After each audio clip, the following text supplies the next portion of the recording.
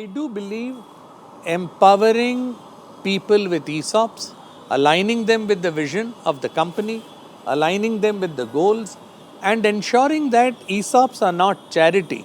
ESOPs are linked to performance ratings. And very clearly, particularly in Polycab, Bajaj Electricals, I made the mistake of not having variable ESOPs. Right. But in Polycab, if you are rated as 1 or 2, you don't get anything. If you are rated 3 or 4 or 5, 3 meaning good, V meaning very good, E meaning excellent, the ESOPs could vary.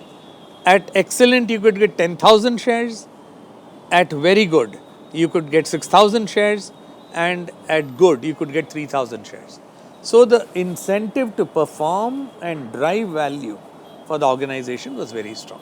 It's also a very good retention tool because you, above a certain level or below a certain level, the needs and requirements are so different.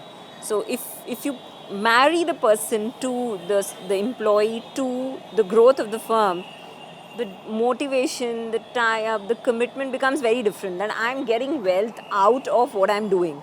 So the variable compensation should be a good mix of cash and ESOP, at least beyond a certain level, because then it's connected. Their growth, them staying, their earnings, everything gets connected. It's a very different level of motivation. And again, ESOPs, you don't divide it equally over 4 years or 5 years. You give 10% year 1, you make it 20% year 2, you make it 25% year 3, you make it 30% year 4, and the balance comes in year 5. So at any point in time, there is a large hook because quite a bit of it is back-ended. So those who are adding value reap the benefit of that value creation. But the contrarian view on ESOPs is that in an immature stock market like India, there is very often no correlation between company performance and stock price. And if you look at the entire startup ecosystem, where there is no price discovery, I mean, they're going from fundraise to fundraise to fundraise. And as funding winters have come in, employees have had huge losses because there is no additional funding coming in, and therefore valuation markdowns have eroded substantive wealth in employees. And Byju's being a prime example of that, and many others. And Byju is just a very visible number. So I think in real companies, mature companies, there is a clear correlation. But some of the newer age companies, I think it's a bit more challenging. Sorry. Yeah. I think he is referring to ESOPs on listed firms mostly. And or firms prior to listing. Just before listing. Yeah, but what you are referring is the ESOP which comes out of startups who are in the funding stages. But at the very same time, let me tell you, many startups, I mean, today, if I really look at it, she's a banker, she can tell you, people from the real estate, the luxury market of the real estate, clearly attest to the fact that how much of startup money is coming into the luxury segment.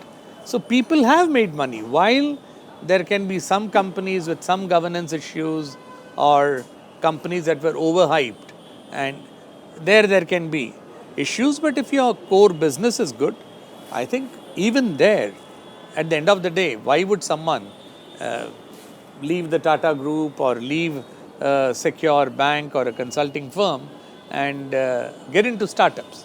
It is that opportunity to create wealth for yourself. That is a very important. That's the question I was asking, that because this is going to go to a bunch of young people, let's say, if you're leaving a company and joining a new company, I'd love to get E&Y, because you see so many more companies and so many more situations. And let's say you're earning 100 rupees cash in your current company, and somebody makes you an offer and says, I'll give you 40 cash and 80 rupees worth of ESOPs, which could become 800 in the future. How should a young person make a choice? Is there a framework around that? It's a risk appetite that the individual and his circumstances which will drive that. So if somebody wants to take the risk and he's got a secure family background, parents are still supporting him, he can take the plunge. Okay. So when I shifted to RBL at that time, the company was not listed. There was clear path and time to list. And I've done, I am. It used to be, yes, it used to be Ratnakar Bank then. And I moved from Bank of America to then Ratnakar Bank. So I've made that decision at that point in time with a similar pitch. It wasn't 80 to 800. It was a very realistic number that we were looking at that time. And the markets took us up to a very different level. But the decisioning at that time is extremely simple. At any point of time in life, when one makes a switch, they make for two reasons. One, wealth, earnings, cash flow, and there is professional satisfaction. So investment is also investment in oneself as a professional, which is going to yield financial returns. So that flip is not just straight 50-50.